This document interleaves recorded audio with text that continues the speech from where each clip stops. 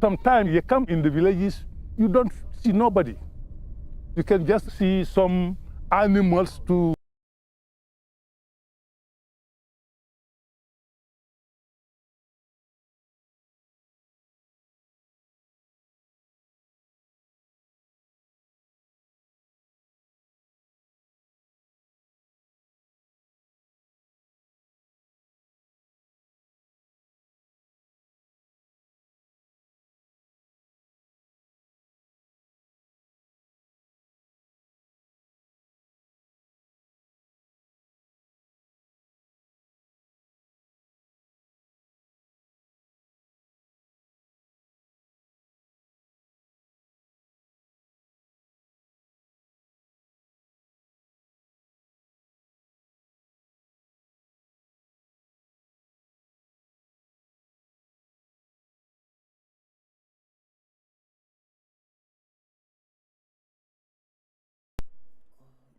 No.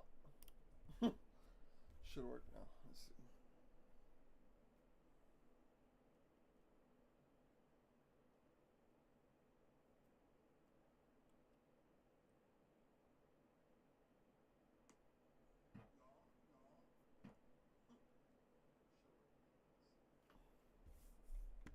Oh, there's no desktop audio, is there? Or am I tripping? No, there is. No. Alright, calm down, buddy.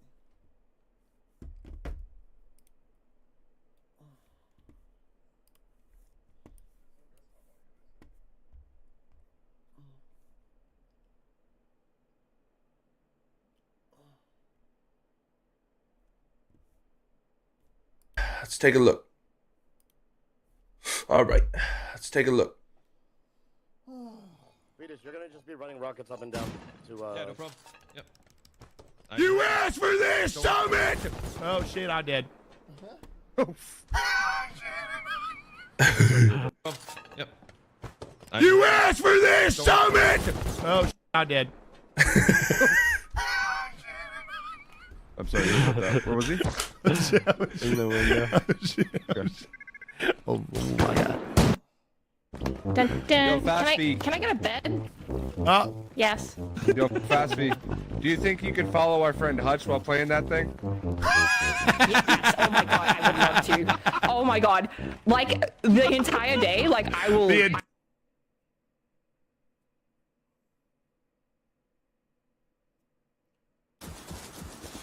I know he said no MLS, but I'm about to send a fucking volley. I'm at the mill base. Oh shit, Yo, oh just shit, oh shit, send oh it, shit, oh shit, send they're gonna it, kill me, send boys, it. they're gonna kill me. I got all this C4 on me. Mother. Get the C4 in. I'm sending the MLS. They're right out front of our base. Be careful. I heard. They made so much last night. Good, it's time to gamble. They're right outside. Yeah. Look, when you go outside, we have kits. Get armor on, man. Get meds and armor. Prioritize every time. Never run out naked with AK. Get armor. Yeah. I don't see the armor right now. Is it on the floor? Oh my god. They got me. C4's gone. Fuck me. I'm outside. If you can grab them real quick, we can maybe save it, but they got me. We'll try. Timer. Did he just launch her himself? I didn't press the red button. Why did it do that? Wait, did he launch her himself? Oh my god. This is nah, bro. This is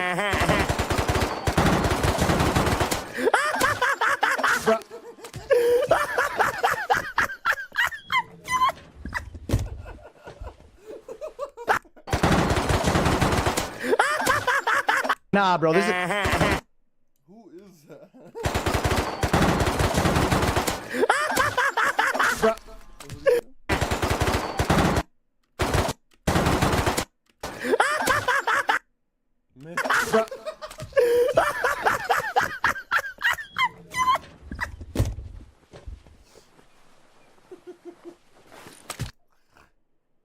Man, my man's drinking tea for more health. Oh my gosh. Lord.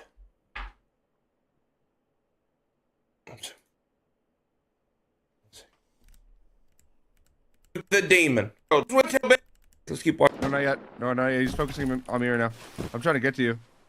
I had a little towel out here. That's why I spawned. I'm gonna wrap around and get my body. Oh my. When he gets closer, it'll be easy for you. Killed him. He's dead. Nice, good job. Get your body. Guy behind me. Guy behind me. Guy behind me. Good kill. Good.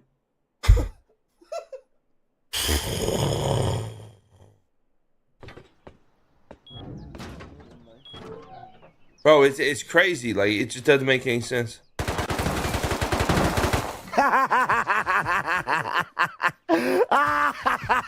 You brought a shield?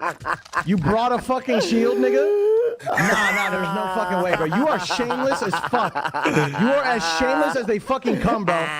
What the fuck is this? What the fuck? Open this fucking door, bro. This is fuck. Nah, bro. This is. Bro.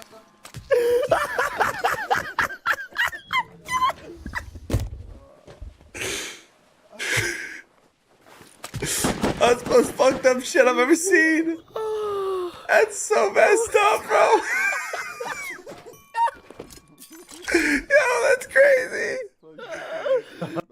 Bro, that's insane. One island, 2 of them? That is just straight up disrespect. I can see pretty much everything that comes at me from here.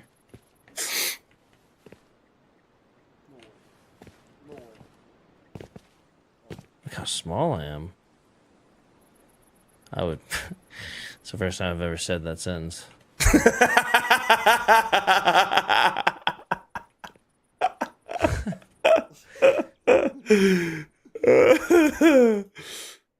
Only 6 people. One of them is just in our team UI, because otherwise it would be 8. He's not really in our team. He doesn't have codes or anything. So that's one, right? We have Cam. Well, Cam is Cam. We all know that. Cam is Cam. We have Taxi, who's just been fucking RPing, doing his own thing, like, for the entire day, screaming around, doing I don't fucking know what. So that's that, you know. And then you have me, and then that's basically it. There's 2 more. There's 2 more. We have Summit, and like, you know what happens when a gunfight rolls out, dude? Like, we have Summit. He's like, the one. yo, dude, guys, we're like, dude, Summit, we're getting shot at. Summit, yo, guys, I just put down another box in my base. Look pretty fucking shit. And then he's fucking crazy into fucking electricity shit and doing like piping and I don't fucking know what. And then we have TJ. TJ is locked in, but like, you know, and that's it. That's it. Does he have a German short hair pointer? That dog looks like a GSP. Go, Jennifer. Let's go. You got the fucking balls in you. How the fuck are you hitting me around corners? I don't have balls. Watch out, she a crackhead. Come on, hop out the car. I dare you, hop out. She a crackhead, watch out. What happened, man? What happened, man? What happened, man? What happened, man? Clam slam! Let's fucking go! Jet Seat! Done! Oh my God. She is a crackhead. Oh. Dropped 41. Man, what happened? How the fuck? Looks like a GSP. Go, Jennifer. Let's go. You got the fucking balls in you. How the fuck are you hitting me around corners? I don't have balls. Watch out, she a crackhead. Come on, hop out the car. I dare you, hop out. She a crackhead, watch out. What happened, man? What happened, man? What happened, man? What happened, man? Clam slam! Let's fucking go! Jet Seat, bitch!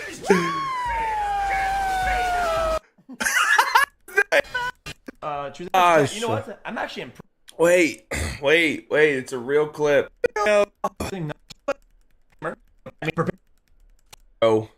I mean, no one really has ever, other than a very select few of handful streamers have done what Peanut is doing currently. But, you know, it's funny whenever you see people look at something like 66,000 viewers and then 38.1K, which this had to be taken at some low point in his stream. Like, they sat there and they waited for his viewership to be at the absolute lowest that they could possibly clip it, and then they clipped it. Because every time I tune into him, he's still at 40, 45, but that's not good enough. They had to wait for it to get a little bit lower so that they could say it was 40% down. Which, even at, let's say he did lose 41% viewership or whatever, I mean, this guy is still pulling 40,000 viewers playing variety games. Like, that is, people don't understand how hard that is, man. That is so fucking difficult, number one. Number two, anyone who understands the Twitch world literally at all, like the equivalent to being able to read, understands that if you go from a game where you have 10,000 viewers and you switch from that game where you have 10,000 viewers and you go to a new game, 9 times out of 10, unless it's a game that you are returning to that your community already knows, or a game that you were successful at prior, you are going to go down in viewership. The only time that changes is if it's a new game and people have never seen it before. You will always go down in viewership on a transition to a game. Always. Unless, again, it's a brand new game and people want to watch it just to see what the fuck it is, or the game has drops and people are basically getting given something to be in your stream. That's it. It cracks me up that people are sitting there waiting for old Peen to go down a little bit so they can make tweets like this, you know? Like, it's funny. It's really funny. It's really funny. And there is some exceptions, like Queso, for example. Queso can literally watch shit on the ground in the sunlight harden, and he will have 50,000 viewers. You know, there is anomalies. Jinxie. Jinxie is able to switch between many of games and still have great viewership as well, if not grow. I mean, the dude's a performer. That's just what he does. You know, Summit, for example. Summit on a lower scale, but Summit can play pretty much whatever he wants and still have 10K viewers.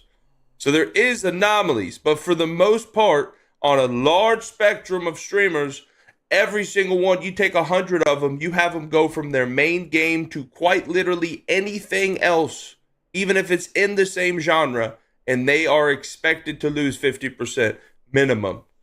Minimum. And XQC is right. The longer time you spend away from that main game, the more viewers you're going to lose, unless, again, your community enjoys it.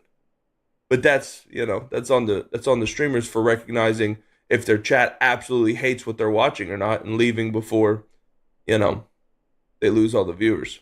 So I don't know, man. I think obviously these accounts are just like farm accounts. They post up for engagements. You can see the amount of people that love the fact that he's down 41% viewership. Like, this is somehow an insult when he's still averaging 40,000 people in just his Twitch stream, not even talking about his YouTube stream that grosses even more viewers than his Twitch stream.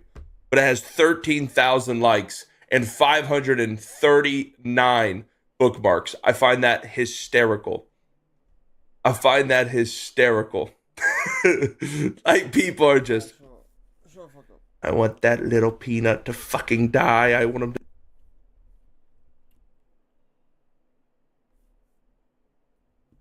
In the center of the city. Then.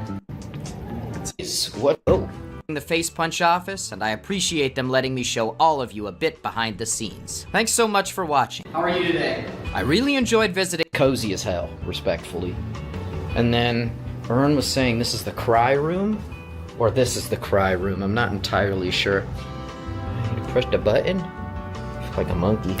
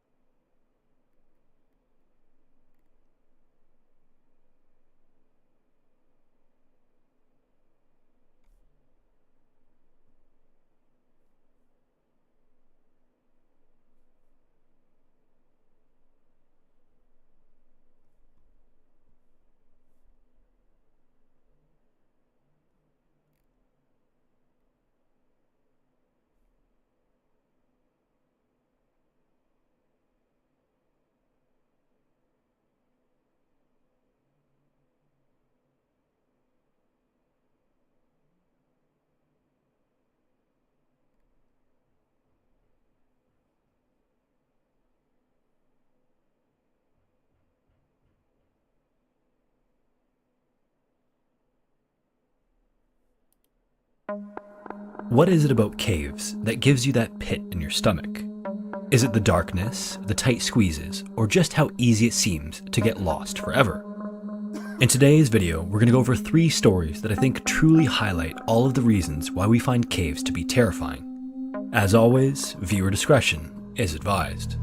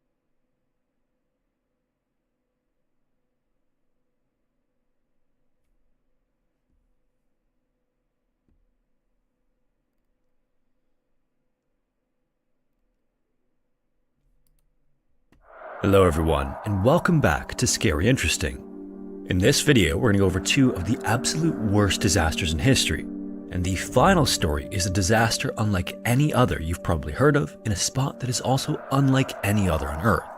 You'll see what I mean. And as always, viewer discretion is advised.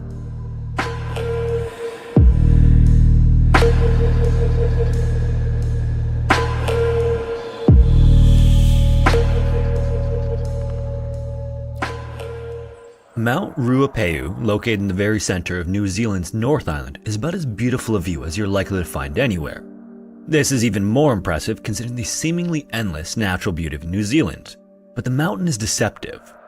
Mount Ruapehu is both the tallest mountain on the North Island and the country's most active volcano. About every 50 years since it began to be recorded, volcanic activity increases, which can amount to as little as a few tremors over a few days to as much as a cataclysmic months-long event. In early 1945, Mount Ruapehu began ramping up for one of these eruptions as activity slowly built in March.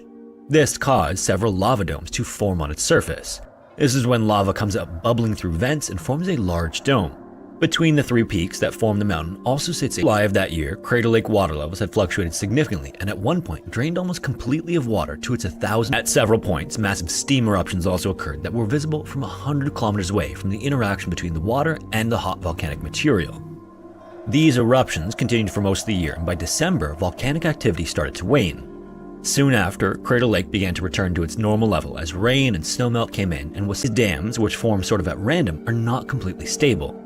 This instability created a precarious situation that went largely unnoticed. At around 8 p.m. on Christmas Eve 1953 that year, the volcanic material holding back Crater Lake finally gave way. In an instant, 90 million gallons, or 340,000 cubic meters of water, began rushing into the river below. This river runs down the mountain to the east before taking a 90-degree turn southward, followed by a gradual westward curve that takes it right through the tiny community of Tangaway. Known as a lahar, this torrent of mud, debris, and volcanic community of Tangaway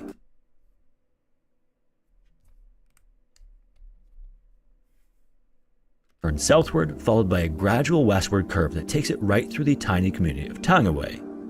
Known as a lahar, this torrent of mud, debris, and volcanic material roared down the mountainside until 10:21 p.m. This is when the sound was interrupted by a piercing squeal. 5 hours earlier, at just before 3 o'clock, the train station in Wellington, New Zealand was buzzing with activity. Travelers bustled around the platform, searching for their assigned carriages, while a team of station employees loaded up the cargo areas with neatly wrapped presents and stacks of luggage. It was one of the last opportunities for those in Wellington to reach Auckland by Christmas morning, and the train's passenger cars were sold to capacity. As time ticked closer to its scheduled departure, the KA 949 steam locomotive let off white plumes before the whistle sounded and shouts of "all aboard" echoed through the platform. The last of the passengers hopped on as the train got off to a creeping start, while those already in their seats waved out the windows to their friends and loved ones. Moments later, the 11-carriage train disappeared on the tracks on its way to Auckland. The weather had been mostly agreeable across the entire route in the days leading up to Christmas Eve, and it didn't appear like that would change at all. The route would have several stops along the way, and close to the midway point, the train was scheduled to pass right by Mount Ruapehu via the bridge over the river in Tongaway. At 7 o'clock that evening, a goods train passed through the community without issue, but by a little after 8, Tongaway was in the midst of the destructive Lahar. Despite the waters pounding the train bridge, it held up without wavering, but sometime between 10:10 and 10:15, a tsunami wave of water, ice, mud, and rocks 20 feet or 6 meters high slammed into the concrete pylons. This collision caused a single concrete pylon to break away after it had been weakened in a previous Lahar. Minutes later, the train carrying 285 people in 9 passenger cars could be seen approaching Tongaway, completely unaware of the danger ahead. While driving through the community, a man named Cyril noticed the road in front of him had disappeared and had been replaced by rushing water, forcing him to stop. Suddenly, a light caught his attention, and when he turned, he saw the headlamp of a train that was running full speed toward the damaged bridge. Grabbing his flashlight, Cyril ran out of his car and ran toward the tracks. Once he got near them, he flicked the light on and began waving it wildly, hoping to get the attention of the train driver. The subsequent screech of the train wheels seemed to indicate that the driver noticed the light, but even short passenger trains require a fair amount of distance to come to a complete stop. By the time the driver noticed Cyril, it was already far too late. At 10:21 p.m., the locomotive crossed the threshold and fell through the weakened gap in the bridge into the rushing water below. 4 passenger carriages were then pulled over the edge by the engine car, and they all disconnected from one another in midair, flying off in different directions. The 5th passenger carriage, Car Z, then came to a stop with almost half of it teetering over the edge of the gap. Cyril and a railway guard named William then yelled to the stunned and terrified passengers inside, but they had barely gotten a few words out when the weight of the car sent it plummeting off the edge. The carriage then slammed into the water below, and the violent current carried it to a few hundred feet before it caught a river embankment and came to a stop. Now on its side, the car was partially submerged in the rushing water. The 2 men then hurried down the embankment and climbed onto the side of the carriage, and simultaneously one of the passengers, a man named John, squeezed out of a window, and all 3 of them began breaking the glass and pulling passengers to safety. Almost identical to the situation Cyril found himself in, another man named Arthur and his wife also saw the train plunge into the river. As Arthur ran down the riverbank to help, his wife rushed off to contact emergency services, although a police constable had heard the collision and arrived at the scene shortly afterward. Until more officials showed up, the constable directed the frantic rescue effort, as many of those who were even able to escape the passenger cars were swept down the river. Some managed to make it to the safety of riverbanks eventually, but others were not so lucky. Back on the 5th passenger car that was on its side, those pulled out by Cyril, William, and John were then trapped on the upright side of the car with water rushing around on all sides. For 45 minutes, the scene was pure and total chaos. Meanwhile, in complete contrast, passengers inside the 4 carriages that remained in the tracks above were calm and uncertain of what was happening. They believed they were just in some kind of unexpected delay or that they had reached a station, and many of them were completely oblivious to the tragedy unfolding around them. Then, almost as quickly as the Lahar started, it dissipated around 11 o'clock and a more concerted rescue effort began. Conditions were still extremely dangerous though. The water was filled with mud and tephra, and from the locomotive, oil was spilled into the river. Some survivors were completely covered in it, and others even died from asphyxia from the mud and oil. And so, as the roar of the water faded, it was replaced by the survivors and rescuers alike. At the time as well, New Zealand didn't have any kind of national rescue organization, so those who responded to the scene were a mix of New Zealand Forestry Service, the Ministry of Works, police, military, farmers, and other locals. A nearby military camp also brought in as many able-bodied men as they could and set up a shelter for survivors. When the sun rose on Christmas Day, the scale of the disaster was finally realized. Parts of mangled train carriages and people were everywhere. The task of recovering them then got underway as families around the country gathered to celebrate Christmas morning with no knowledge of the disaster. At the time as well, New Zealand newspapers didn't print on Christmas Day, so word was slow to get around until a national broadcast interrupted regularly scheduled radio programming. The Prime Minister then had the grim duty to inform New Zealand about what had happened overnight in Tongaway. With almost 300 people aboard the train at the time of the accident, out of a population of just 2 million people, almost every citizen either knew someone on the train or someone indirectly impacted by the tragedy. As people were removed from the wreckage, the next task was to begin identifying them, which can be a difficult task in the best of conditions. With so much mud and oil in the water, almost everyone was completely coated in it. And as if that didn't make identification difficult enough, many of them had been mangled by debris, leaving some in pieces. Passengers were also from all around, meaning they had no medical or dental records that were available locally to assist in the identification process. Further compounding the problem was that there wasn't much near Tongwei, meaning that there was a distinct shortage of refrigeration facilities to store them until they were claimed. This caused the process to be rushed, leading to misidentifications. In fact, a few days after the disaster, police had so many unidentified that the chief inspector set up a viewing for family members. Prior to entering the makeshift mortuary, the inspector gave a short talk to prepare everyone for what they were about to see. When he was finished, the doors of the mortuary opened to the sight of partially open coffins in a line. Then, slowly, family members walked alongside the coffins to identify their family members. In all, 151 of the 285 people aboard the train didn't make it, making it by far New Zealand's worst railway disaster and the 8th worst in the world at the time. Among those who didn't make it, 21 people went initially unidentified and 20 more were simply never found.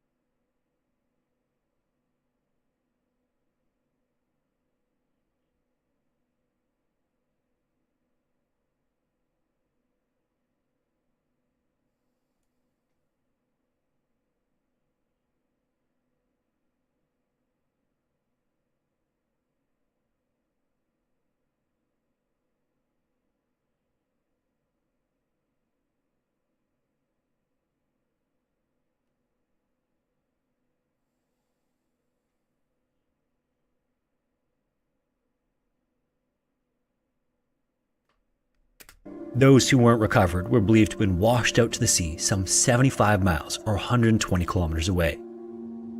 Adding to the tragedy, the makeup of the trains revealed a significant disparity between social classes. The way passenger trains were set up, second-class carriages were situated closest to the locomotive. This was because, for a first-class fare, passengers could avoid the noise, coal dust, fumes, and smoke from the engine car.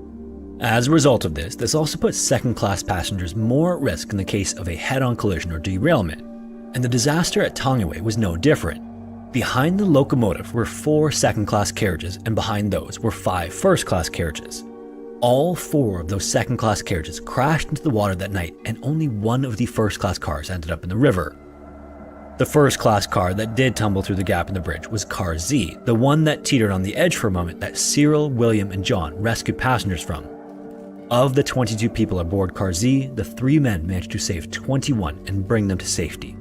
In contrast, of 170 second-class passengers, 142 didn't make it, accounting for 94% of the total casualties, while only 1 first-class passenger didn't make it. With all of that said, a later investigation into the disaster itself found that there was no fault on the part of the driver or the rail company. It was just a horrific accident. An indirect factor, however, was an earlier lahar. In 1925, a much less powerful surge came down from the mountain, battering the concrete bridge pillars with volcanic debris and weakening the supports. Because this occurred underwater, however, it went undiscovered. This disaster remains one of the worst in New Zealand's history, and in the end, Cyril, William, John, and Arthur all received medals of recognition for their bravery from Queen Elizabeth II. Newfoundland and Labrador is one of Canada's 10 provinces, and it's located on the extreme eastern coast of North America. Within the province, the town of Pouch Cove sits almost at the easternmost point of the continent, about 17 miles north of Newfoundland's capital city of St. John's. It's so far east, in fact, that the town proclaims itself as the first to see the sun. Now, despite its proximity to St. John's, Pouch Cove has a relatively remote feel to it. Even today, only about 2,000 people call it home, but far fewer were living in the area in the late 1800s. But despite its small size, calling it picturesque would be drastically underselling the natural beauty of the oceanfront town. The coastline that Pouch Cove occupies is about as gorgeous as it gets, with tall, rocky cliffs that rise from a boulder-strewn shore. Massive waves also crash into the cove, providing much of the quaint town with a near constant sound of the roaring sea. Initially a British territory until 1949, Newfoundland was and still is significant to seafaring industries. Because of this, it was naturally an ideal place for shipbuilding, and in 1869, the Brits completed a schooner that was dubbed the Water Witch. Compared to other ships at the time, there was nothing really different or special about the vessel and its single-deck, double-mast configuration. The Water Witch was 69 feet or 21 meters long and about 19 feet or 6 meters at its widest, so it wasn't built to be the biggest or fastest ship of the period. It also wasn't constructed to cross oceans. Instead, it was intended to be a vessel that hugged the coastline and transported cargo and people relatively short distances, which was a purpose that it served well. In the early evening of November 29, 1875, the Water Witch left St. John's with 25 people aboard, including 50-year-old Captain Samuel Spracklin. The rest of the ship's occupants were either members of the crew or men and women carrying provisions back home for the winter. The ship was bound for the tiny town of Cupids on Conception Bay, which was its home port. This routine 40-mile trip would take the ship north from St. John's, then around Cape St. Francis on the northeast side of the Avalon Peninsula, then southwest into Cupids. When the Water Witch departed St. John's, the weather was similar to what Pouch Cove was experiencing early in the evening, which were strong winds and snowfall. These weren't optimal sailing conditions, but they weren't impossible either, at least not until later that night. As the weather gained in intensity, though, visibility diminished to almost nothing, and the captain and crew of the Water Witch were left navigating the ship based on nothing more than the sounds of the waves, travel time, and the sense of the sea they developed over years of sailing. As evening turned to night, the captain used those factors to pinpoint on his map where the ship most likely was. When he marked their probable location, he saw that they were clear of Cape St. Francis and the ship could begin its turn west, which he ordered. This was a decision that would be met with disastrous consequences. Around 9:30 p.m., the lookout in the crow's nest shouted a frantic warning about there being rocks straight ahead, but Samuel thought that couldn't be possible. He then looked toward the bow of the ship, and while there was still a bit of distance between the Water Witch and the rocky coast, he immediately knew it was too late to do anything about it. As it turned out, they weren't in fact clear of Cape St. Francis. The strong southwesterly wind had slowed the Water Witch's northern progress, so instead, the Water Witch was headed directly into an area known as Horrid Gulch. This ominous name is fitting too. Horrid Gulch is little more than a narrow slit in the coastline where cliffs hundreds of feet tall concentrate the power of the waves between their walls before they crash into the gulch's furthest inland wall. There's no true sense of shore in the gulch either because the water is very deep right up to the edge of the coastline. So for example, if you stand at sea level and drop a stone into the water, the stone will fall a great distance before hitting the bottom because there's no gradual slope or shallow shore. Instead, the waves have carved out a deep, turbulent area beneath the surface, making the water depth significant even near the shore. This churning action of the waves also prevents anything that falls into the water from easily escaping. Standing at the bow, it was clear to Samuel that the impact with the far rock wall was going to be worse than any boat collision he'd ever experienced before. As the Water Witch rapidly approached the cliff face, Samuel, his son, and two other crewmen positioned themselves on the bow's rail. A moment later, they leapt for the boulders that jutted out of the gulch's waters, making it just before the Water Witch slammed into the wall, which immediately destroyed much of the bow. In fact, it hit so hard that the ship rebounded backwards some distance, and after seeing their captain and fellow crewmen make their desperate leap for the rocks, 9 other crew members jumped before the second impact and managed to avoid being smashed in the collision. This second collision was so violent and so damaging to the ship that just seconds later, the Water Witch slipped under the waters. It then sank to the deep bottom of the gulch with 8 remaining men and 4 women still aboard. With the ship resting at the bottom of the ocean, 13 survivors clung to the rocks around Horde Gulch. Samuel and those who jumped with him ended up on one side, while 9 others who leapt before the second impact were in a much more dangerous position across the gulch. They barely had enough room for each of them to stand on the wet, sloping ledge that sat just a few feet above the churning water below. And horrifyingly, above them was a sheer cliff face 600 feet or 183 meters high. Samuel and the others, meanwhile, were in a bit of a better spot. Behind them was a hill with a steep grade of about 40 degrees in the form of a trench that ran the same 600 feet to the very top.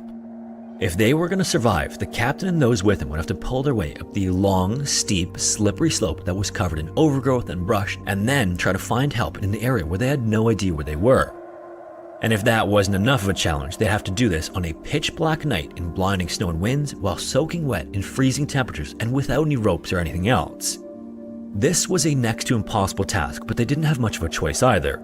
They could either stay on the rocks and get battered by the waves and either drown or succumb to hypothermia, or they could die trying to save themselves. So, Samuel, his son, and the 2 crewmen latched on the rocks of the trench and started their dangerous climb after shouting to the others that they were going to get help. By some miracle, sometime later, they all reached the top and were exhausted and in disbelief that they were still alive. They then took a moment to catch their breath and check each other over to make sure that they were each okay. And incredibly, somehow they defied the odds without suffering more than a few scratches and bruises. Once that was over with, they had to confront the next problem. As they looked around in the limited visibility they had to work with, there was nothing at the top of the cliff. No houses, no roads, and no signs of civilization. All they could really do was choose a random direction, and the wrong choice could lead them nowhere, which would be a death sentence for the men they left behind and probably for themselves too. Then, suddenly, they heard the faint sound of a dog barking to the south, and that was enough to help them make the decision on which way to go. Still soaked to the bone and with the freezing wind at their backs, they trudged through the snow with nothing more than a few dog barks to guide them. Because the visibility was so poor, the men could be walking by houses occupied by people and never know it, so in hopes that someone would hear them, they shouted as they walked. Around 1:30 a.m., one of them spotted a light through the snow, and as they drew closer to it, a small cottage came into view. In it, a man named William Langmead was sleeping soundly until some strange sounds began to wake him up. As he sat completely still in bed and listened closely, he could swear he heard voices. They were distant and barely perceptible to the point where William questioned whether or not his mind was playing tricks on him. However, the voices grew louder and it became clear that it was neither his imagination nor the wind. In fact, it sounded like 4 separate voices, each of them desperately screaming for help. William then hastily rushed to the front door to see what all the shouting was about. When he threw the door open, he never expected that he'd find himself in the middle of one of the most harrowing disasters in Newfoundland history. Just the sight of Samuel and the others was enough to communicate to William that these men had been through some kind of horrible ordeal. This was then confirmed to him as Samuel explained their predicament through a shaky, shivering voice. William then hurried them inside the house to warm them up, and the 4 men huddled near the fire. William then grabbed some brandy, believing it would warm them, and once he was certain they were settled, he told them he was going to go round up some help. Throwing on a coat and hat, he entered the storm and went door to door, gathering as many able-bodied Pouch Cove men as he could. By 3 o'clock that morning, half the town was awake as citizens sprang into action upon hearing the news of the shipwreck and the trapped survivors. Many of them grabbed any equipment that could come in handy during the rescue before running out of their houses and gathering near William's house. Finally, armed with lanterns, ropes, and brandy, the team began to walk to the north.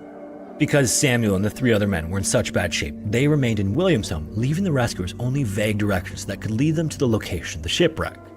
By their description, however, locals could tell they were referring to Horde Gulch, and as they neared the cliffs that overlooked the area, the screams and cries of the men below could be heard.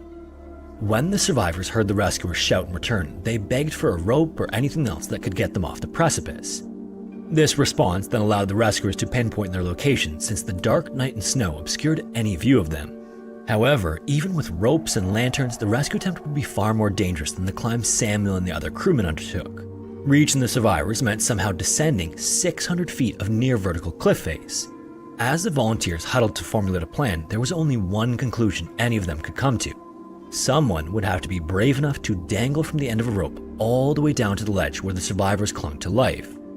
The men then looked at one another, and with little hesitation, a fisherman named Alfred Moore stepped forward and tied the end of a thick rope around his waist before walking to the edge of the cliff.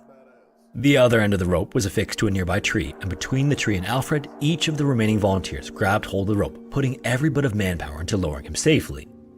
Alfred then stepped back tentatively over the edge, but as soon as he let go of the cliff, the wind swung the rope and almost immediately put him into an out-of-control spin. There would end up being 3 different attempts to lower him, and all 3 ended with Alfred needing to be pulled back up to the top of the cliff. Finally, on the 4th try, he was able to maintain just enough control to reach the end of the rope's slack, which put him on a ledge of his own. The problem was that he was still 30 feet or 9 meters above the 9 shipwreck survivors. By then, the morning sun was also starting to rise, and Alfred could finally lay eyes on them, and he could hardly believe the precariousness of the ledges they were on, or his own for that matter. Still, he had no choice but to try to rescue them. Alfred then dropped a hand rope down to the men, and using that rope as a guide, he dropped the end of a stronger rope that would be used for pulling each of them up. Once that reached them, the first man tied it around his waist. As this was happening, some of the volunteers used the rope that Alfred was attached to as a guide to strategically position themselves on multiple ledges of the cliff at varying heights. Most of the men remained at the top to better concentrate their strength on more solid ground, while those on the ledges would help pull survivors up as well as relay communication between the men at the top and Alfred at the bottom. Once the rope was secured around the first survivor and he was ready, Alfred signaled to the men above and they started to pull. It felt like it took forever, but hand over hand the rescuers pulled until the first man was safely at the top of the cliff. Almost immediately, he was met with a shot of brandy before being guided to Pouch Cove, where he could be attended to by those who remained behind. This was a process that took hours and cost the volunteers every single bit of energy they had, but 7 more survivors were saved in the same manner as the first. That left just one more, a frightened and soaked boy who was on a separate ledge.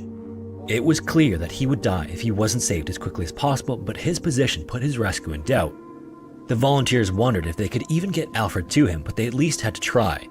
They then repositioned Alfred, and he flung the end of a rope in the boy's direction. The boy managed to catch it, and using what little energy he had left, he tied it around his waist. When he was finally lifted off the rocky ledge, he had been stuck there, clinging to life for 10.5 hours. He was so exhausted that some of the men had to carry him all the way back to Pouch Cove, where each house in the entire town had opened its doors to these shipwrecked men. As the storm settled and the survivors were cared for back in Pouch Cove, more volunteers set about retrieving the bodies of those who perished when the water which impacted the rocks of Horde Gulch. Tragically, 6 of the 12 who died were members of Samuel's family. In Pouch Cove, coffins awaited the dead as each body was carefully and reverently placed inside before being shipped back to loved ones for proper burial.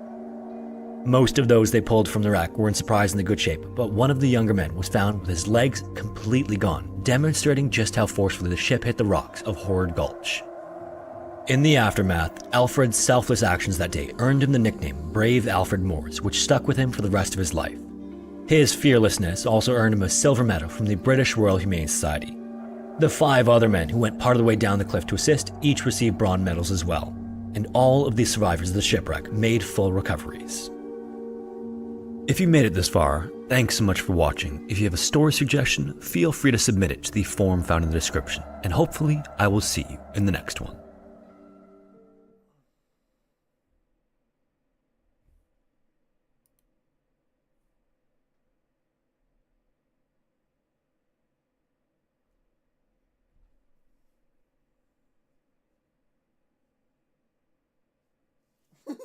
That's what I'm saying. Where my Brandy at, man? Where's my Brandy, yo? No matter what situation you're in, if there's Brandy, there's danger. His fucking face. Punch it. Oh my god, this was funny.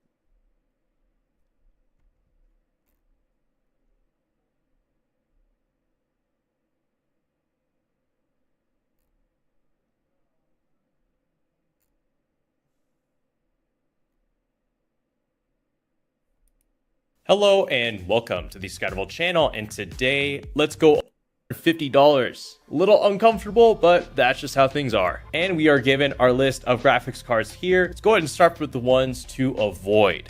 You have to avoid the RTX 5060. Currently on GPUs.gg, it lists this graphics card at $350. That is $50 above MSRP. Admittedly, the price of this graphics card, I don't believe has changed since the last month, but regardless, the rule is you don't want to pay for a graphics card that has 8 gigabytes of VRAM that is above $300, unless it has a crazy amount of rasterization performance for the money. But the 5060, no, I'm just gonna get right off the bat, 8 gigabytes of VRAM. It's really good at 1080p, somewhat useful at 1440p. It's just gonna be really constricted by its VRAM. And don't get me wrong, there will be games coming out in the future, like Grand Theft Auto 6, that are probably going to exceed that 8 gigabyte VRAM buffer at 1440p and definitely push it at 1080p, because Grand Theft Auto 6 at launch is probably going to be slightly unoptimized for PC. I would really only consider the RTX 5060 if you religiously,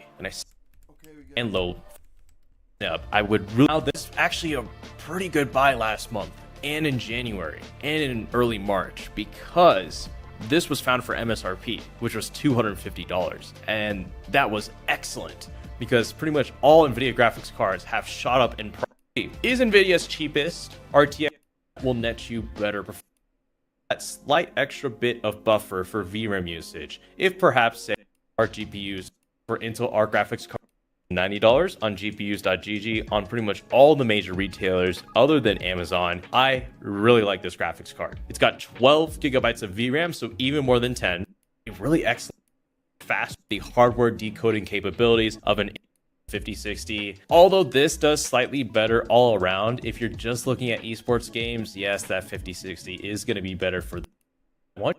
Sad. It is really the GDDR7 memory with its increased memory bandwidth actually worked really well with that narrow memory bus. Just way too expensive, just not worth it. So excellent time to pick up the RTX 5070. I clearly recommended it because it even undercut its Radeon competitor on GPUs.gg. Heck, it'll actually be for probably months. I've not seen a 5070 drop to $600. No, this is the first time this whole year. This is a low price for the 5070 because otherwise the normal for the RTX 5070 $1,000. We check out the current price for the 5080, it is $1,300. In my opinion, you don't need those graphics cards. They're too fast. Those are great. This, it is, you are going to think it, and it,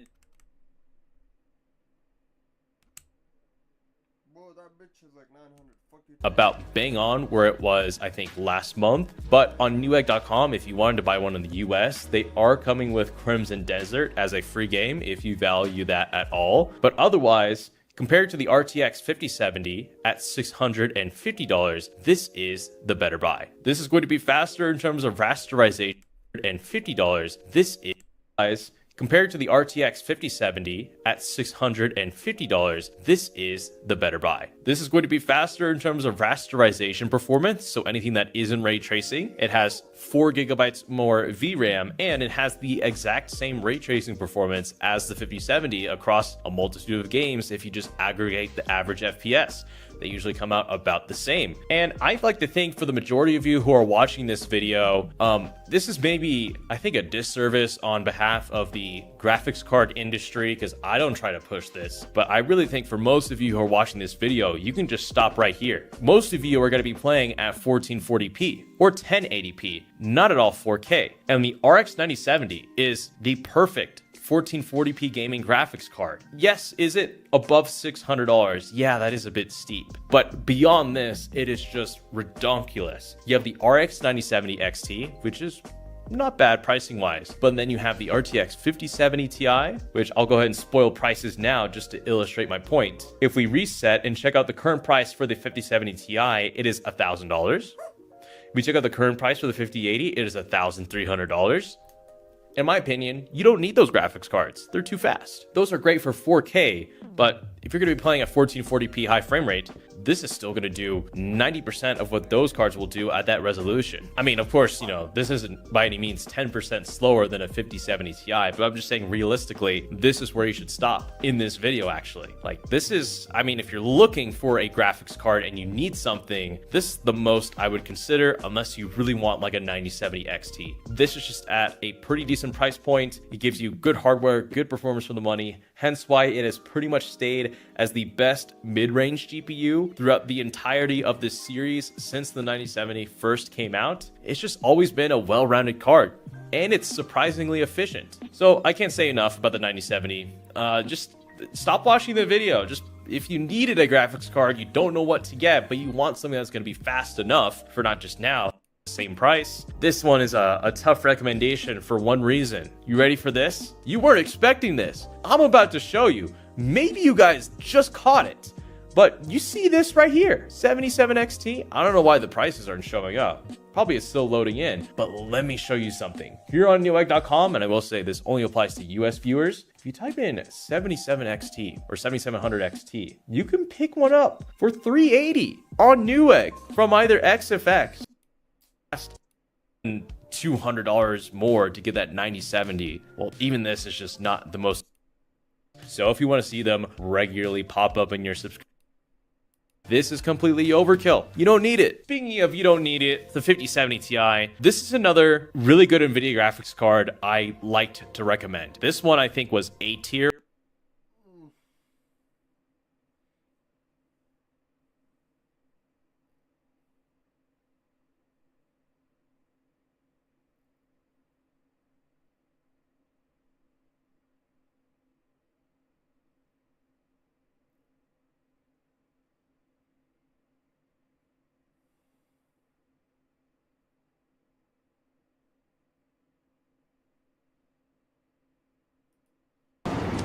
Is it these guys I again? died at teenage. I'm dead to another team. Yeah, I'm getting off. Wait, what? Yeah, I'm gonna go to the HHS. I'm not gonna sit here and play with this. Probably the smartest thing you could ever do. I have free will. I don't have to do this. Isn't that crazy? I don't have to do this. Holy shit. I'm gonna go to the beach. I'm gonna go to by the ocean. All right, bye guys, have fun.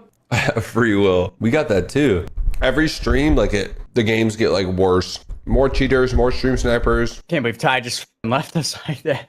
I could speak for Tyler and myself. Bro, we don't need to stream, dude. Like, you're poor and shit. Me and him, we're billionaires. So, we don't need to do this shit. There's no way he just called me poor. You're poor. Like, Tyler, billionaire. He's just playing because he genuinely enjoys video games. And I think when he doesn't enjoy it, he says, hey, I don't have to do this right now.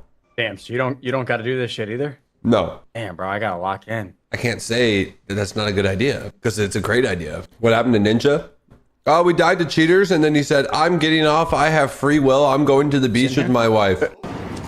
Is it these guys I again? died at teenage. I'm dead to another team. Yeah, I'm getting off. Wait, what? Yeah, I'm gonna go to the HHS. I'm not gonna sit here and play with this. Probably the smartest thing you could ever do. I have free will. I don't have to do this. Isn't that crazy? I don't have to do this. Holy shit. I'm gonna go to the beach. I'm gonna go to by the ocean. All right, bye guys, have fun. Free will. We got that too. Every stream, the games get worse. More cheaters, more stream snipers. I'm dead to another team. Yeah, I'm getting off. Do this. I'm by the ocean. We got that too. There's more stream snipers. Can't believe Ty just left us like that. I could speak for Tyler and myself. Bro, we don't need to stream, dude. You're poor and shit. Me and him, we're billionaires. So, we don't need to do this shit. There's no way he just called me poor. You're poor. Tyler, billionaire. He's just playing because he genuinely enjoys.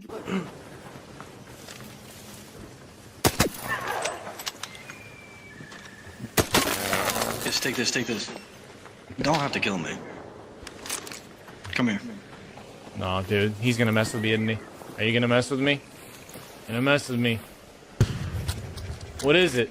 What are you dropping? What are you dropping? Nah, man. If you need it, just take it.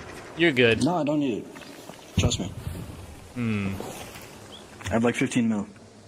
Oh, dude. I only have 500K. Take it. Okay. I feel like I'm gonna regret this.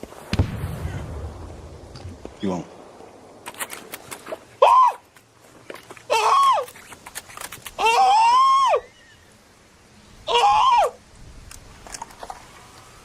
I mean, yeah, that's pretty good. We can go to the hatch if you want. I mean, yeah, I guess. I mean, I don't have... Yeah, sure, I guess.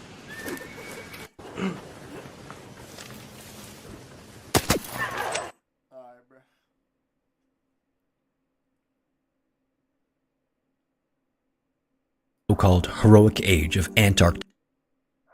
At the beginning of the so-called heroic age of Antarctic exploration, when most of the rest of the world had been mapped and flags had been planted for personal and national pride, two areas remained that eluded explorers. One of these was the Antarctic, which went on to be the subject of many infamous and brutal expeditions. But on the exact opposite side of the globe, in the Arctic, there was one expedition that was unique from all the rest. Rather than the boats and dog sleds and marching men of contemporary expeditions, one man was determined to fly to the North Pole using a hydrogen balloon.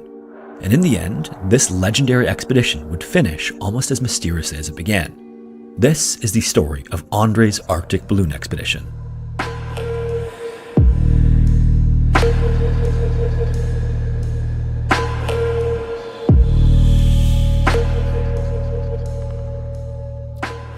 By the late 19th century, dozens of expeditions from countries across Europe and North America had already explored and mapped portions of the North Pole. But despite being a northern nation, and despite the success of their neighbor Norway, Sweden had sort of fallen behind in this race to the top of the world. Their attempts were few and far in between, and the expeditions they had embarked on were largely unsuccessful. Right before the turn of the century, one man hoped to propel his beloved country to its rightful place among the world's great exploratory powers. Solomon August Andre was born in Grana, Sweden on October 18, 1854. At 16 years old, he began studying at Sweden's Royal Institute of Technology after his father's death in 1870 and graduated with a degree in mechanical engineering 4 years later.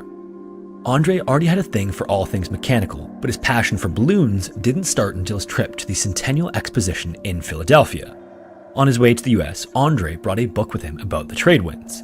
These are the winds that reliably blow east to west close to the equator. As he read this book, he had an idea that would shape the rest of his life. Because these winds were reliable and predictable, he thought that balloons could take advantage of this current and maybe even complete a journey as long as it crossed the Atlantic Ocean. Once he arrived in the US, he got a job as a janitor at the Swedish Pavilion at the World's Fair, and then when he wasn't working, he went to visit one of the pioneers of ballooning, John Wise, who happened to live in Philadelphia. He learned all about balloons from John and hoped to go up into the sky with him on his balloon, but unfortunately had to return to Sweden before he got a chance. After returning home, he opened a machine shop, hoping to make enough money to buy his own balloon, but unfortunately it was entirely unsuccessful, and Andre hated the work. Then he worked as an assistant for a couple of years at the university he graduated from before signing on as a data collector for a scientific expedition to Spitsbergen, which is the largest island of the Svalbard archipelago. And this expedition wasn't just a normal scientific project. This was the first International Polar Year project where participants from 11 countries came to solve a series of technical problems. In this project, Andre represented Sweden and did such a good job that Sweden's results were clearly the most accurate of any of the 10 countries participating. It was around this time that Andre started to make a name for himself in the scientific community. Following the expedition, he went to work at a Swedish patent office, but in the background, he'd slowly been developing plans for his own trans-Arctic expedition. Then, with this newfound credibility, he managed to convince a newspaper publisher in Stockholm to front him the cash for a balloon on the grounds that it was an investment to promote public welfare and science. He named it Svea, Swedish for of the Swedes, and then immediately began testing this new balloon. He went on to make 9 flights in the Svea and traveled a combined distance of 1,500 kilometers or 930 miles. The Svea was surprisingly rugged and reliable, but it was notoriously difficult to control. It had a tendency to drag along the water surface or slam into rocky outcroppings uncontrollably. On one occasion, the wind even carried Andre across the Baltic Sea all the way to a beach in Finland. During these tests, Andre had the idea to hang ropes from the basket to drag along the ground and hopefully be able to steer the balloon better. He theorized that by suspending long, heavy ropes, the added weight and friction would slow the balloon and make it more maneuverable. It wasn't an amazing solution, but it did seem to allow the balloon to travel slower than the prevailing winds. Then, in addition to that, he fixed small navigation sails to turn the balloon around its vertical axis. With each flight, he was able to get better at controlling the balloon, and finally a number of these were so stable that he was able to go up and take a series of pictures and record wind and weather data. By the late 19th century, Sweden's exploration efforts had been relatively modest. For whatever reason, they'd been spectators to all the great expeditions of the era rather than participants. Then, after seeing their neighbor Norway make a series of groundbreaking expeditions, the Swedish federal government and scientific communities wanted Sweden to take the lead among the Scandinavian countries. Andre took this opportunity to sell himself as the man to lead these efforts. Speaking at the Royal Swedish Academy of Sciences in 1895, he used his experience with the Svea and his natural charisma to convince audiences of geographers and meteorologists.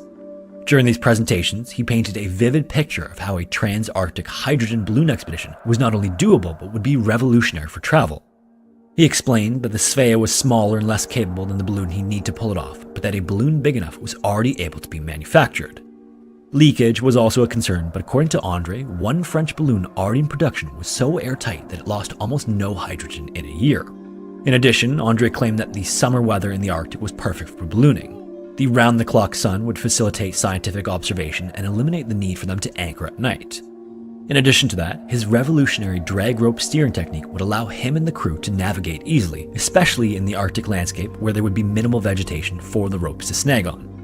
In the end, enough people were convinced, and the Royal Swedish Academy approved Andre's 130,000 kroner proposal, which is roughly equivalent to $1 million US in today's money. In fact, at the peak of this excitement, Sweden's King Oscar II even donated 30,000 kroner from his personal fortune. A quarter of this would be used for the balloon itself, and the rest would be for the supplies he'd need for the journey. At the same time, despite widespread support locally, as news spread about Andre's proposal, experts from around the world began to scrutinize his plans. Andre was the premier balloon expert in Sweden, but globally there were much more experienced balloonists who were highly critical of the plan and the methods Andre intended on using. Undeterred by this criticism, Andre bought the balloon he hoped would take him across the Arctic. This new balloon was from a French manufacturer that was close to 100 feet tall and 70 feet in diameter. This new balloon, named the Eagle, was designed to carry Andre and 2 other men who would assist him on the journey. Then, in addition to that, it would carry a large basket which would have beds, provisions, and all of their scientific gear. In total, it was estimated to weigh more than 6,000 pounds fully loaded, and for the distance they needed to travel, the balloon would need to stay afloat for at least 30 days. However, almost right away, it seemed that the airworthiness had been over-exaggerated by the manufacturer. Early tests show that it leaked at an alarming rate despite triple stitching, varnish, and glued-on silk straps that should have made it nearly airtight. But despite this, in his enthusiasm, Andre proceeded anyway. The first attempt at mapping the North Pole by aerial photography finally came in the summer of 1896 after more than a year of planning. From a large pool of qualified applicants, Andre selected Niels Gustaf Ekholm and Niels Strindberg to accompany him. Ekholm was an experienced explorer and respected meteorologist, who also happened to be Andre's boss on the expedition to Spitsbergen a few years prior. Strindberg, on the other hand, was a young and brilliant student already known for conducting groundbreaking research in physics and chemistry. He was also an accomplished photographer and inventor who designed a camera protected by a weatherproof case which the team planned to use to capture detailed images of the Arctic. Each man brought unique and practical scientific skills to the expedition, but with the exception of Ekholm, they were more the scientific types rather than hardened explorers. In fact, Andre hadn't even prioritized physical fitness or survival skills because he anticipated a relatively smooth and uneventful voyage. Things generally went according to plan in the months leading up to the first launch, and to everyone's surprise, the construction of a technically challenging hydrogen plant experienced only a few minor setbacks. The team was impressed with the creature comforts built into the multi-store basket that would be their home while drifting over the North Pole, but Ekholm was skeptical that the Eagle could generate enough lift to stay afloat carrying this massive weight. To find out for himself, he performed a series of tests.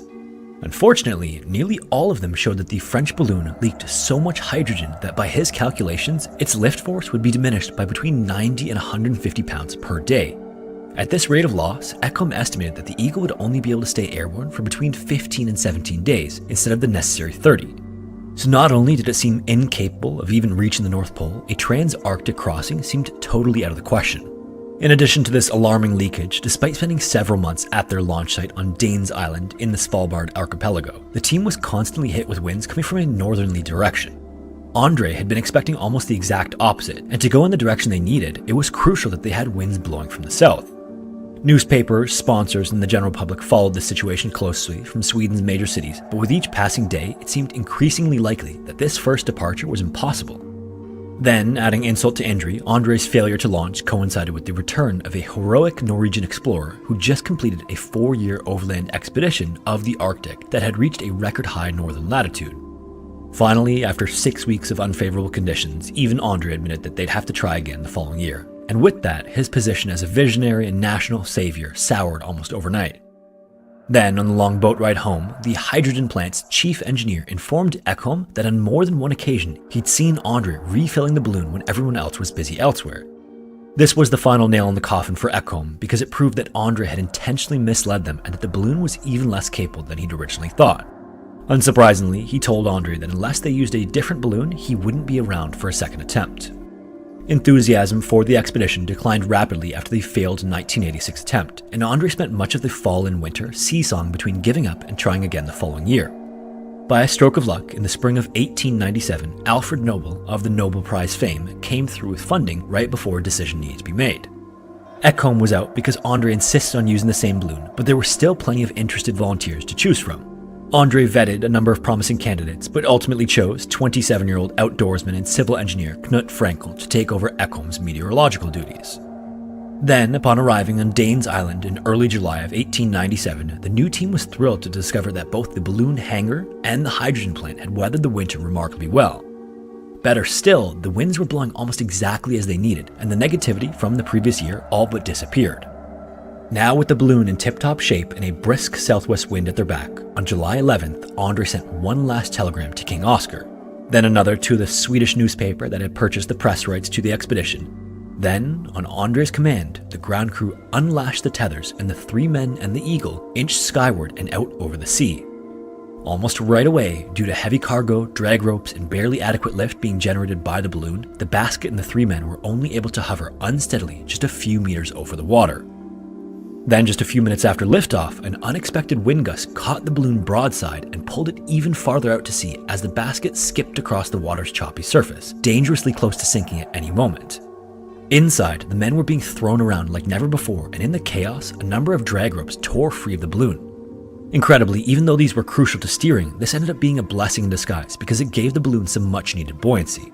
And frankly, it wouldn't matter if they could steer or not if they landed in the ocean. Unfortunately, this wasn't enough either, and the men resorted to hastily throwing away their sand ballast bags and whatever gear they had close at hand. So in the end, just minutes after takeoff, they lightened the balloon by nearly 1,700 pounds. Had it not been for their frantic effort, the Eagle might have disappeared into the sea while still within view of the shore. Now significantly lighter and more buoyant, the balloon rose steadily to nearly 2,300 feet. The altitude gave the men precious breathing room, but ironically, they now had the exact opposite problem. This was far higher than the Eagle was ever meant to go, and the corresponding drop in air pressure meant that the hydrogen was escaping at an even faster rate. Nonetheless, just a few hours after lifting off from Danes Island, things had settled down enough that Andre found time to draft 2 messages which he sealed inside 2 communication buoys, and then he dropped them from the Eagle into the water below. The next 10 hours after that were relatively instant-free, but with the balloon's hydrogen stores rapidly escaping, the following 42 hours were a nightmare that included frequent and violent contact with the water surface. The men got no sleep for nearly 2 days as they frantically threw away more weight and gear to keep the balloon in the air, and to make matters worse, the balloon had developed a thin layer of ice that added even more weight and reduced lift even further. Unsurprisingly, soon came the inevitable crash on July 13th, just 2 days after they'd taken off from Danes Island. Rather than a hard landing, the balloon touched down softly for the final time ever. With no way of topping up the balloon's depleted hydrogen stores, the men were now on their own on the ice. Thankfully, because of the soft landing, they were uninjured and most of their gear had survived intact, and despite their precarious situation, they figured it was likely that a rescue operation had already been dispatched considering how badly the launch had gone. The balloon had also been equipped with carrier pigeons, all of which could carry a distress call. At least 4 of these were sent out, but only one was ever recovered after the bird landed on the deck of a fishing vessel in the Baltic Sea. The message it carried was dated 2 days after the Andre expedition had departed from Danes Island, shortly before it touched down on the ground. Unfortunately, this message was found long after it was already too late. Now over 500 miles north of Svalbard on the ice, the men salvaged what gear they could and took stock of their situation. Although they'd thrown some gear overboard to keep the Eagle flying, they still had much of what they originally brought.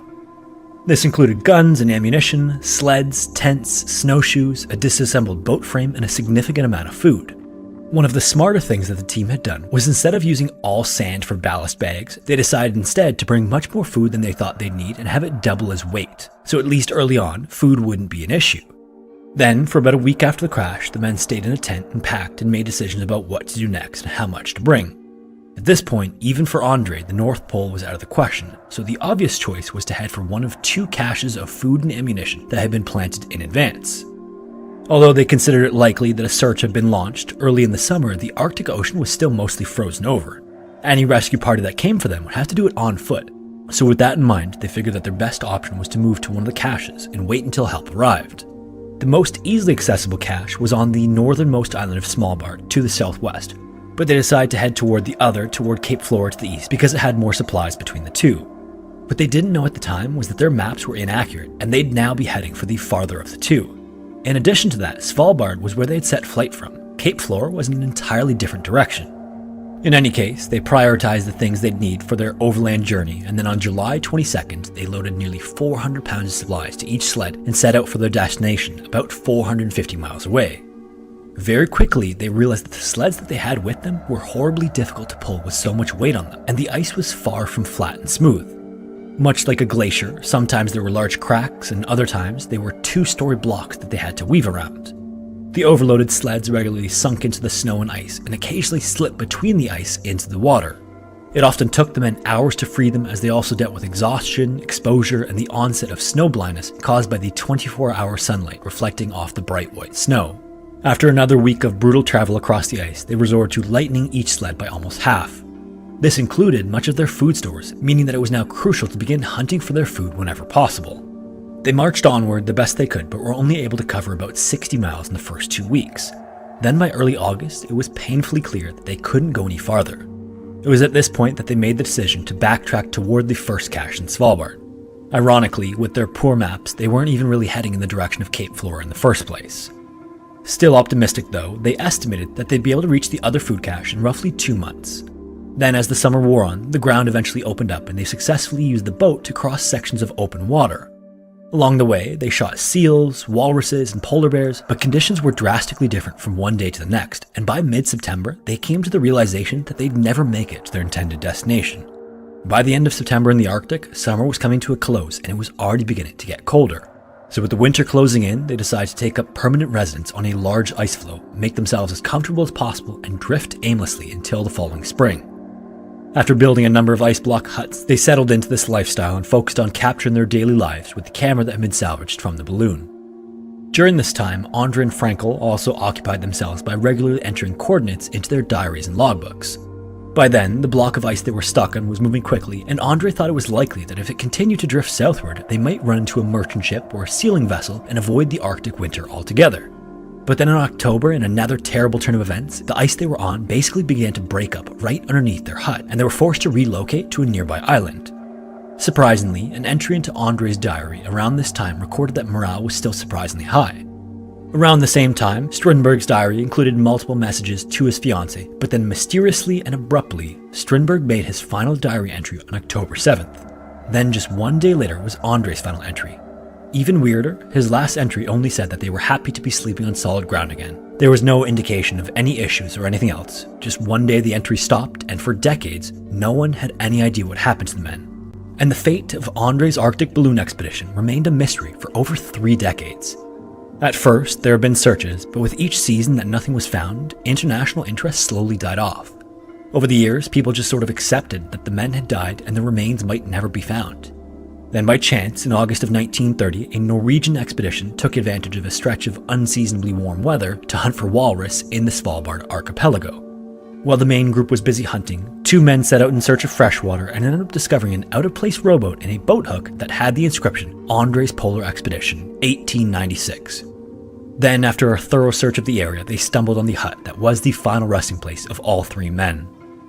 Along with their skeletons, they found personal diaries, scientific journals, and much of the gear they had left. The bodies and gear were eventually turned over to a joint commission established by the governments of Sweden and Norway, and then upon their return to Sweden, the bodies were cremated without further examination. Unfortunately, whether they knew it or not at the time, not performing autopsies on the bodies might have concealed the fate of the men forever.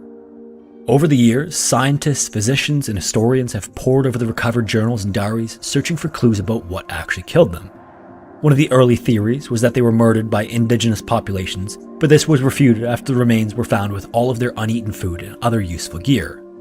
Another possible cause that was considered the most likely for many years was that it had something to do with the food they were eating. From their journals, it was learned that the men ate large amounts of partially cooked seal, walrus, and polar bear meat, and they may have contracted trichinosis. In a number of diary entries as well, Andre and the others wrote that they had constant diarrhea, exhaustion, and chronic foot pain, all of which are symptoms of the parasite. Then on top of that, larvae of the parasite were even found in a bear carcass on site. At the same time, however, the rate of death from trichinosis is incredibly small, and many doctors have argued that the men lacked some of the more specific symptoms. It's also been suggested that it could have been due to lead poisoning from the canned food they ate, or scurvy from the lack of vitamin C. It's worth noting that after September 10th, so a month before their last entries, Andre's diary entries became more sporadic and his handwriting was increasingly difficult to read. This could have been caused by poor eyesight, because his hands were too cold to grip the writing instrument, but it also may have been due to some worsening food-related issue. For a while, the only thing that was known is that it seems that Strindberg died first, and then after which, the others wedged him into a nearby crag to prevent the bears from eating his body. More recently, however, it's been suggested that the men may have been attacked by one or more polar bears based on rips found in Strindberg's clothing that he was buried in. It's thought that the attack may have killed him and injured Frankel. Then, shortly after Andre and Frankel buried Strindberg, Frankel died of his injuries because he was found inside the tent without shoes or mittens. At that point, Andre would have been completely alone and hopeless on this Arctic island. He was found propped up against a rock, and several empty morphine bottles were found beside him. In addition to that, he had meticulously wrapped his diary in a sweater, straw, and balloon silk to preserve it in case the remains were ever found, suggesting that he knew what was coming. Andre's Arctic balloon expedition left Svalbard on July 7, 1897. The balloon landed just over 2 days later on the 13th, and then the three men spent the next 3 months surviving the Arctic and crossing the ice. And in the end, it seems likely that we'll never know exactly what happened to them. Hello everyone, my name is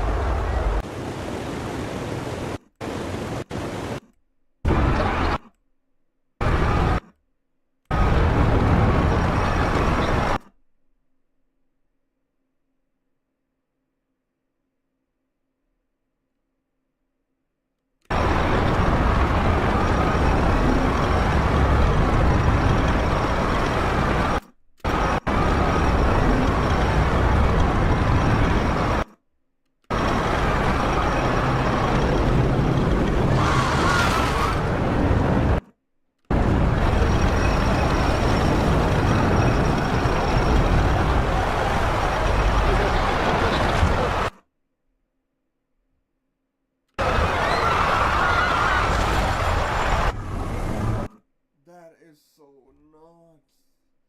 You think you made it, but nah, bitch. Here comes another one.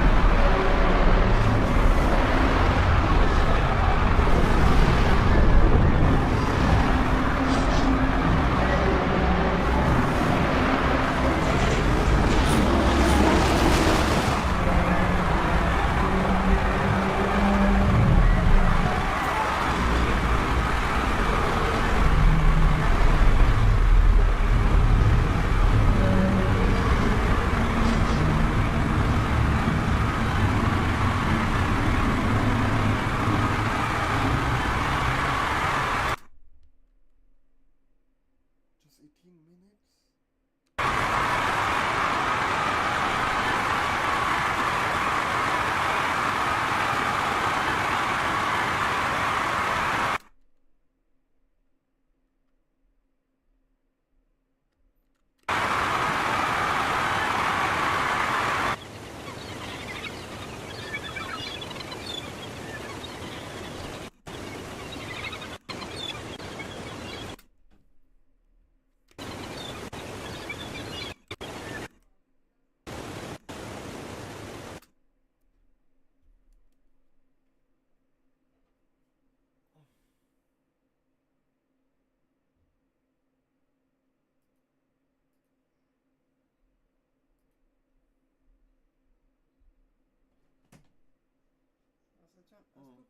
Forse pas dei bolo?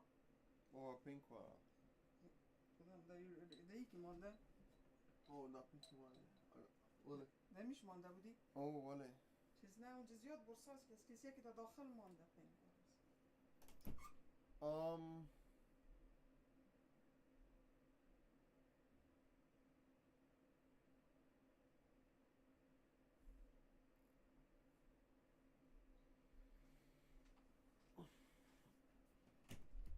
یه اسکیزه داخل الماری که ستونست؟ نه پرپل.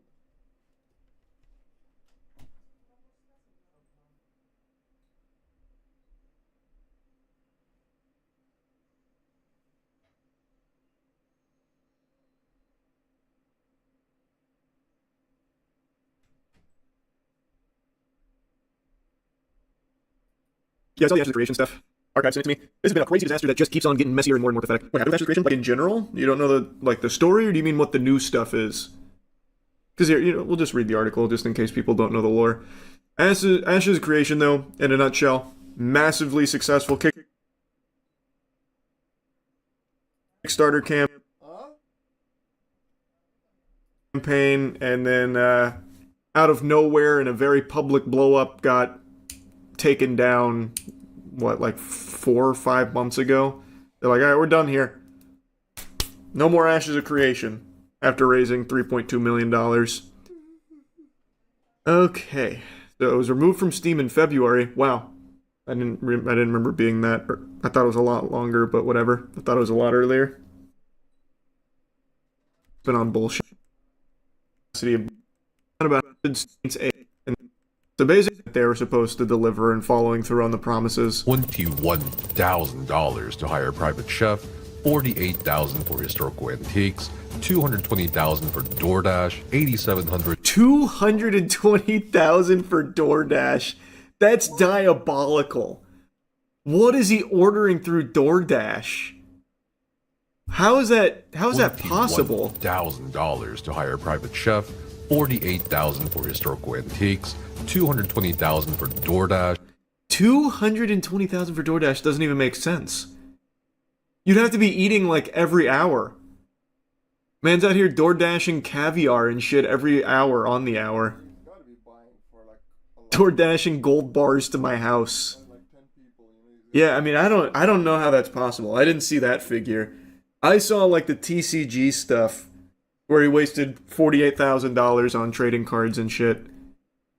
And then the private chef. Why is he getting a private chef for $21K when he's still DoorDashing $220K worth of food? Is all this guy does eat? That's all he is? He's just like fucking gluttonously consuming? Just like this filthy, gluttonous man? Like Nurgle or something? Like, this is crazy. How is that possible? How does an appetite like that even exist? This is... Wow! Near every... Wasn't it true? Because it's getting because it's getting blocked by the embedding. $8 million for the almost $16,220 for the movie theater, $595,000 for Amazon orders, $3.5 million for Amazon Web Services, $1.48 million for the American Express credit card, $3.9 million for multiple Chase credit cards, $102,000 for Epic Games, $21,000. Say that one more time. Multiple Chase credit cards, $102,000 for Epic Games. $102,000 for Epic Games? Like, what does that mean? Like using their engine or their service or something? Or is he actually spending $102,000 on the Epic Games Store? I don't even think they have that many games on there that could even warrant that amount of spending. If you bought every game Epic Games has, I don't think you would spend $100K. Oh, V-Bucks. I didn't even think of V-Bucks. Son of a bitch! Oh, you're right. I didn't even consider that. How accurate are these numbers? Well, according to the article, he got a hold of like their entire financial ledger from 2015 to 2026. So I think it's probably pretty accurate. I don't know. And even before this video, there were allegations of like really crazy spending and mismanagement. So like it's entirely believable. 20 ledger more for told coach on glizzies. Not nearly. Child stomach just growled. Classic. Did you hear Classic. it? Gotta listen like me. Rent is too damn high. Those are just some of the numbers you'll be able to look at both yourself in this video and the general ledger covering over a decade of monetary transactions I'm making publicly accessible. Oh. You can check the ledger yourself? That adds another air of credibility to it, I would say. Wow, I have got to see how this shakes out if this is all true. That's crazy, man. Yeah, I only read like the article, so I missed some of these up here, and I talked about it when it wacky true you because some of the on like COVID era though. Like that's when I imagine most of the spending would have been for them. Is Uber Eats healthy? Brother, what? It depends on what your Uber Eats.